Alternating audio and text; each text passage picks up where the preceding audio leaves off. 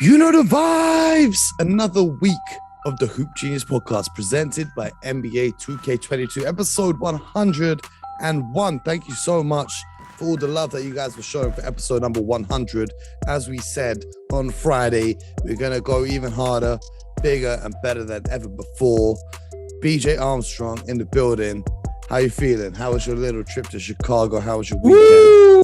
Mo, back. I'm back in familiar territory. I'm back at home. You know, I'm more comfortable at home, Mo. You know, unlike the Dallas Mavericks. Perfect segue. Let's get into it. The Dallas Mavericks. Let's get into it. Dallas Mavericks find themselves in a 0-3 hole in the Western Conference Finals. The Western Conference. Wow. You know, the Golden State Warriors just went into their building, took the 109 to 100 win. And I think the biggest part of that win was Andrew Wiggins' dunk on Luka Doncic. Man, oh man, I don't have the words for it. If you haven't seen it yet, go on Instagram, go on Twitter, it'll be there. Go on YouTube, it'll be there. It maybe is the best dunk of the playoffs so far. Would you agree? Well, that one by John Morant. That one by John Morant was still, that was. Don't that feel like a lifetime ago though? Yeah, you know what? Things seem to be going so fast right now. But I'm gonna tell you something. This kid, Andrew Wiggins, really is stepping up and shining in big moments. And I know offensively he played well, but defensively he's played terrific throughout the playoffs. Yep. Really been very steady. And the thing I've been most impressed with him has been his ability to be consistent game in and game out. Yep. And that's always the first sign of a pro, when you do what you do every single night. And this kid, Andrew Wiggins, give him credit, the number one pick. And people came in and expected so much of him, as all number one picks. Some of it fair, some of it's unfair. But give him credit for what he's been able to do, taking on this matchup with Luka Doncic. And more importantly, he's playing at a very high level, and the team is benefiting because of it. Well, throughout the series so far, he's a plus 66, which means the Warriors have outscored the Mavericks by 66 points when he's been on the court. Tonight, he had 27 points, a playoff career high, to go with 11 rebounds, 11 from 20 from the field. And of course, that dunk we just spoke about. And he's done a terrific job guarding Luka Doncic. But it's not just him. It's been a team effort. The Warriors have been doing a great job all round. Otto Porter Jr., when that was an injury, but he's been doing a solid job. Draymond Green has been doing a fantastic job. Klay Thompson has been solid in the stretches. Even Kevon Looney, when he gets switched on to Doncic, he's been doing a good job of staying in front of him, contesting his shots. So an all-round effort from the Golden State Warriors. And the Mavericks look like they've run out of steam. So first of all, here are my observations. This is a really bad look, and even worse look now for the Phoenix Suns. Because, you know, I think we can all agree that a Suns-Warriors Western Conference Finals is what we were all expecting. Maybe what we were all hoping for, and maybe it'd be a bit more competitive than this. But the fact that Warriors are making such light work of this team makes you wonder how on earth Phoenix lost that series. We're not going to go back into that. But this is what I'm thinking about this series. Now, a lot of people talk about Luka and his conditioning, but, you know, he had what, 40 piece tonight? He had back-to-back 40-point games, right? I don't think it's Luka's conditioning. There are two things that stand out to me. Reggie Bullock scored 0 points. Dorian Finney-Smith scored 9 points. And they both played almost 40 minutes, right? Above 40 minutes. They've been playing a lot of minutes throughout the playoffs because the Dallas Mavericks rely so much on their defense and their three-point shooting. They don't have any of those guys on the bench that can come in and defend at that level while scoring a three. Davis Bertans cannot defend. Frank Ntilikina, Josh Green, they can't score the three ball. So they've been relied on, and they've played almost more minutes than Luka Doncic. Because remember, Luka missed a few games with injuries here and there. So Reggie Bullock and Dorian Finney-Smith, having been relied on upon so much to play that intense defense, and then on the other end, knock down those shots, looks like they're running out of steam just a little bit. Would you agree? Talking about the Dallas Mavericks? Yeah. Finney-Smith and Reggie Bullock. I don't think there's so much running out of steam. I just think the Warriors match up with them, especially on the perimeter. I think it's Wiggins. Draymond has been terrific. Then you have Jordan Poole, Steph Curry, Klay Thompson. And I think the big difference is they have the ability to help support. They've really mixed up the coverage for Luka Doncic. You see zone thrown in there with some switching. You see help recover. They're doing a variety of things. And the thing that's most impressive is they help and then they recover and contest at the three-point line, which you didn't see in the previous series. So I just think this is a great defensive scheme that they've put together. Luka is getting 40. However, he's not able to settle into a rhythm. He's not able to just pick on a defender. They're not able to dictate what they want to do and give Coach Kerr and his staff credit, give these players credit for being able to go out and execute this game plan. I really thought that the Dallas Mavericks would have won this game here to evening. Reason being is the Warriors didn't play particularly well on the road in the previous series, but give them credit. They came out, they were focused. Steph really, he really brought the effort and energy you like to see from your best player. And I just think I think it's their ability to focus. In particular, this kid Wiggins. Hey, what more can you say? When you get an effort like that, you know what? You deserve an opportunity to win and cash in on that effort. So great job by those guys. Now they're playing with literally house money now. Why not go for 4 and try to close it out, get it done and get ready for, back to the NBA Finals. What an incredible achievement for this Golden State Warriors team. Well, the reason why I don't want it to just be 4 games is, BJ, we told the people that we would be doing some live watch-alongs, and I'm hoping that the Mavericks can extend the series so we can watch some Western Conference Finals with the people at home. As I said, there'll be more details on that. Stay tuned today for more information coming. Keep it locked on the Twitter because the info will be dropping later on. But BJ, I didn't have a good weekend. Oh, I did not have a good weekend. Why not, Mo? How was the weather? The weather was good. I live in England. Well? I live in England, and I always eat well. Okay. My problem is I eat too well. That's the problem. But okay. The main problem was that the Miami Heat were eating too well against the Boston Celtics, and what can only be described as the most stressful game 3 I've seen in a very long time. Miami Heat went out and built up a 26-point lead. The Celtics cut it down to 15 at the half, cut it down to 10, cut it down at one point to just 1 point, and then lost the game. Jimmy Butler went out with an injury. He'll be back for the next game. It was a golden opportunity. And speaking of Luka Doncic having that 40 piece and it being wasted, Jaylen Brown had 40 and they couldn't get the W. It was stressful. What did you make of that and the series so far?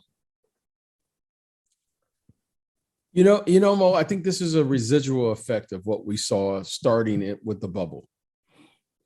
And the reason I'm going to go back to the bubble, Mo, is because unlike I've seen in my participation or being a part of the NBA, I've never seen so many players miss, especially in the conference finals.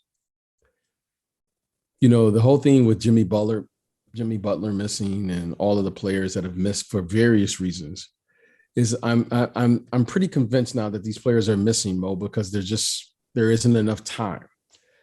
The thing that's most interesting, and the reason I say there isn't enough time is because they went straight to the bubble. They restarted the season quick. Like I can't remember what the Lakers they played the finals. I think it was like September or something, right? Or something October. Like that. October. And then the season started. Then they started the season. December 25th. Season started in December. Then they played. They said they were going to have a 72 game season. They played all the way to like July. Was it July? Yep. And then they started the season and they're going to have now an 82 game season and they fooling around with it. And then next season, they're going to have another 82 game season and they're probably going to play this one late to June sometime, right? Yep. I think, Mo, it's just you're seeing the players now just getting run down. And the reason I say they're getting run down is because, well, you have to have the proper conditioning and recovery period Well, to be able to play the games. And I want to make this in point. mm-hmm. You know, Mo, these games are in the final. These games in the playoffs, they're being played at a higher level. And the thing that's really stands out is that the scoring is down. Like, you know, you're not seeing as many elevated scores as you would normally see. And we're talking about in the age of pace and space and 3-point shooting. So I think now, Mo, you know, what I'm seeing is, you know, you're just seeing these players they're being worn down, not because they're playing more games or so forth and so on, because we know you and I, and we've also touched on, you know, the, you know, the players not participating, you know, the load management. But I think, Mo, because they're playing these games at such a high level, the physicality of these games, Mo, really reminds me of yesteryear. I mean, these games are physical. And Mo, they're much different. They're much different than what you see or you're accustomed to seeing in the regular season. Yeah. And frankly, Mo, I don't think the bodies are conditioned to play this way. You know what I mean? Mo, you're seeing some fouls. You're seeing the physicality of the game elevated, and you're seeing these players now play this way for 40 minutes. But you look at the Dallas Mavericks, Mo, they're playing their starters all over 40 minutes. And I think that's what you're seeing now. Well, two things on that is also with the schedule is the conference finals, they're playing a game every other day. You play a game, you rest, you play the next game. That's right, Mo. And that's what goes back to my point talking about Bullock and Dorian Finney-Smith. There's not enough rest turnaround time because they've been playing 40 minutes. And I was okay in the first round because you get 2-3 days to rest and recover for the next game. Mm-hmm. Now they're doing it every other night. Second one is we all said this during the Milwaukee series for the Celtics. It's like, who's going to be left standing when they finally face the Miami Heat in the conference finals? Who's just going to have enough healthy bodies? And we see that, you know, not only with like Jimmy Butler going out and PJ Tucker picking up a knock and Kyle Lowry came back, but the Celtics are missing the Time Lord. Marcus Smart turned his ankle, had someone land on that turned ankle, went to the locker room. I don't know what the Celtics had in their locker room, some sort of magic potion that Marcus Smart came back out. Jason Tatum went into the locker room with something in his shoulder. It's called guts. It's called guts, Mo. Those guys have guts. Hey, those guys, you can't. I'm going to say something about the Celtics. Those guys are tough. Those guys play the right way. And those guys are leaving it out on the floor. What a great series. And there's nothing you can say. This is when you say you're going to battle, you're seeing two teams battle. I mean, the physical and mental toughness that these teams are displaying, it's just incredible. And what can you say? You know, they got down big and they fought back. That was just so much to overcome. I mean, the 26-point effort, that's a lot to overcome in any game. But give those guys credit. They hung in there. They kept fighting, and they almost pulled it off. Man, it's crazy because credit to Miami and their defense because they were the ones who had, 19 steals? How about that? How about that? Crazy number. Yeah, they had 19 steals, which led to 23 turnovers for the Celtics. And it's a game that the Celtics lost by 6 points.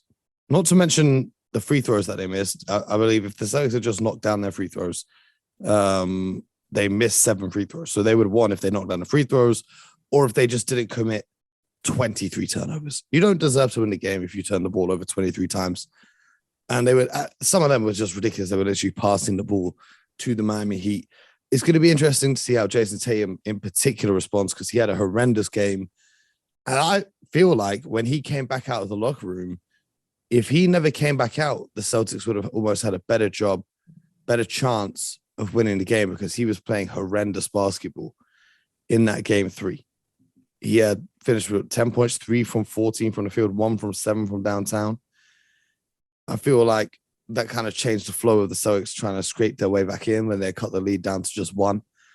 But you can't look back. You can only look forward. So what I want to ask you is going into game number 4, Celtics down 2-1. Now they're at home. They got home court advantage back by winning in Miami in spectacular fashion. We didn't get to talk about the game 2. It was a fantastic win for the Celtics. They blew the Miami Heat out.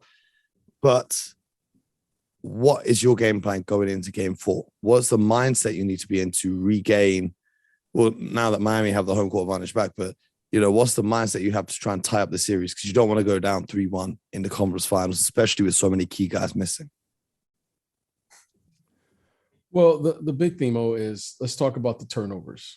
Okay. Turnovers, are going to be a key. I mean, the Celtics had 23 turnovers, Mo. Okay.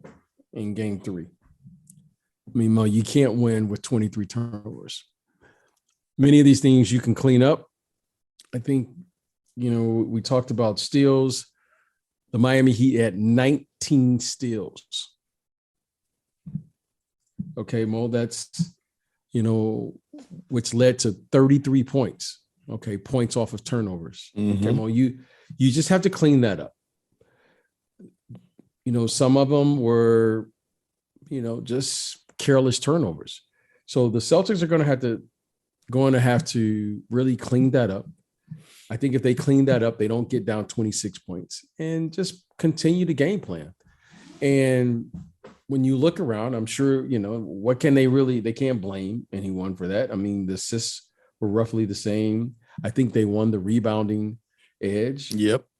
They haven't had a turnover game as bad as that since 1983. Yeah. I mean, the steals the New Jersey were just Nets. amazing. I mean, it was like 19-2. Yep. In the steals. And, Mo, that's just not typical of the Celtics. Okay. To have that many turnovers, 23 turnovers, Mo, playing at home, and many of those turnovers just unforced it was just carelessness by the guard play of the Celtics. And all right, you have to just, and to put it into context, the Celtics averaged 13.6 turnovers per game this season. Right. Very uncharacteristic of the Celtics. So I think they should be feeling good about it. No need to panic. The series is 2-1. Now they have to win this game, obviously. And we'll see. But I'm going to tell you what, the Miami Heat in the first half, wow. I mean, outside of that late, I think it was a 10-0 run there late in the second quarter. Mm-hmm. This game, they really came out and put together a nice 22 minutes of play. The difference for me is when Bam Adebayo is aggressive and looking to score, they can't stop him. He's too quick for Al Horford. He's too big and strong for the rest of the guys on the team. If you put Daniel Tyson there, he's mincemeat. So when Bam Adebayo wants to be aggressive, he had 31, 10, 6 assists, 4 steals in the block. When Bam is looking to score and be aggressive, which he had to do, especially when Jimmy went out, the Celtics really have no answer for that. And for the Heat, all season long, in fact, for a number of years now, that's been the issue, is what Bam are we going to see? Because they use him for a lot of playmaking. So sometimes he kind of settles back into that role of just being the dribble handoffs or, finding the shooters and the cuts. But when he's aggressive and looking to score, I think that makes all the difference for the Miami Heat. So I think that's the main reason why they got out such a big lead at the start of the game, because he was really just putting up numbers. That's, for me, is the difference. Now, the Celtics are going to have to find a way to stop him from scoring or to stop him being so aggressive and make him revert back. So who do you think is going to win the next game in the series tonight, the Celtics or the Heat? Well, I'm going to pick the Celtics because I think there's a sense of desperation that they have to play with. And you cut down the turnovers, which is very correctable. You cut down the carelessness. I think that gives them a really great chance to win this game. And they should win this game. But more importantly, Mo, they have to win this game. So I'm going to pick the Celtics in game 4. But give Miami credit. I mean, Miami came out, Mo, in that first quarter, and they put together a 39-point quarter against the best defensive team, I think, right now in the NBA. And they were rolling, okay? And that was after a lopsided loss there in Miami. I didn't really anticipate that. I mean, that's a swing, Mo, of like 50 points. Okay. Yeah. That's a big swing, right, Mo? And it was amazing was both did it on in the opposing team's, home court. So give those guys credit. They must have seen something or know something or did something. But I think game 4 now, they got to lay it out on the line and show, that they can maintain this, because, now they're going to have to go back and win in Miami to win this series. Well, the Celtics do a great job of responding to adversity. They do a great job of bouncing back after losses. They do a great job of playing when they've got a big deficit to try and come back from. It's when they're winning, that's the trouble, that they start just playing horrendous basketball and reverting back to their old habits. Why do you think that is? That they just seem to find an extra gear when they're down, or when they're playing from behind, or when they're coming back from a loss. And when things are going well for them, when they're up, they just simply don't look like the same team. You're talking about the Celtics, right? Yeah, Sure you're talking about this.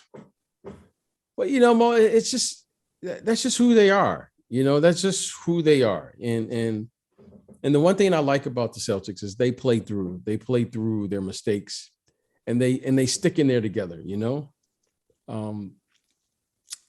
This team you would love for this team to have learned their lessons, but you know what, Mo, you can't forget, this team is a team they're kind of growing together, and they're growing through, it's all like the growing pains. And the one thing you like about this Celtic team is you're saying, wow, you see so much room for improvement. You really do. I mean, Mo, you have the foundation now set for a really good team for years to come. Everyone's under salary for next year. Everyone's on the contract. Yeah, on track. And I mean, just adding, you can see, depth is important, Mo. I can't stress that enough. But I really like what they do. And more importantly, I love their leadership from the bench. I love those two guys, Jaylen Brown and Jason Tatum. They just play. They, the leadership of Marcus Smart and what he brings, Williams and Al Horford. And now they just need to get depth. They just need more able bodies. Yeah. And you could see, but every team needs that. But you have to at least build for that. And I think with that, Mo, this team can be a championship caliber team. I really believe that. Yeah. They have the quality. They have the qualities, they have the players, they have the coaching. And I think now it's just about roster construction, which will be the final piece for this team for many years to come. And, regardless of what happens in the series against Miami, I think this has been a terrific season for the Celtics, because if we go back to January, no one expected them to be in the conference finals. No one. If I had said to you that Boston Celtics would be in the conference finals this year, everyone thought, there's actually a take, BJ. I don't know if you remember, when I said to you the Boston Celtics would be in the conference finals. Do you remember this? Yeah, I do remember. And I give you credit. That was from February. I give you credit. And the turnaround that it's taken to go from 11th, 10th in the Eastern Conference to now finishing as the second seed, beating Kyrie and KD, being the best player in the world, the defending champions, the Milwaukee Bucks, and Giannis, and now matching up with the Miami Heat, and who knows where the rest of the series is going to go. But I think it's an amazing season for the Boston Celtics, and it's onwards and upwards from here, but it's also onwards and upwards for us, because we're going to be here every day for the rest of the week, bringing you guys the updates on the NBA playoffs every morning here on the Hoop Genius podcast. So make sure that you guys are subscribed, make sure that you're following, all of that good stuff, and make sure you stay tuned on social media, because we're going to give you details about how you can watch games with BJ and myself and get involved with the conversation live and direct. BJ, it's Monday morning. That would be something. Yes, that would be going to hit the people with some wisdom to get their week started. Mo, well, you know what, Mo? I'm excited. One, we're over 100 episodes. Okay. So let's just stay with this. Let's just stay with this theme, Mo. You and I are going to try to pull this off here and have this watch along. Mo's going to give you the details. Watching the game with the real one. The old head, the guy who played with the Bulls. Real name, no gimmicks.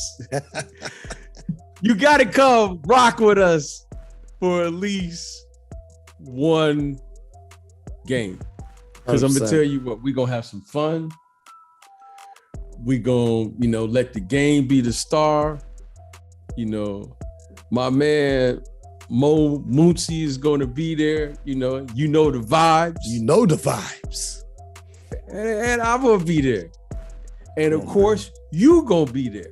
Yes, sir. So Mo, what more? We can't think of a better way to spend our evenings, your mornings. Yeah. So let's get it, Mo. Let's get it. So get the people what they want. Yes, Let sir. them know where they can get it. Yes, and then sir.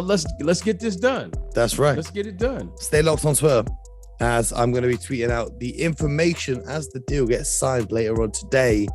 And you guys can find out where you can watch the games with us, because for the fans over here in the UK, these 1 a.m. tip-off times, 2 a.m. tip-off times, I know that can be lonely. So we're going to keep you company, and you can ask us questions. You can talk to us whilst the game is going on, and just vibe out. And I'm going to give you some wisdom to start your week. If you see Andrew Wiggins trying to dunk the basketball, get the hell out of the way. Someone should have told Luka Doncic that. Man, oh man, I still couldn't go over that dunk. But until tomorrow, my people, well, until tonight, because we hope you join us for this watch along. Stay tuned for all of that. If not, then until tomorrow, make sure you get buckets.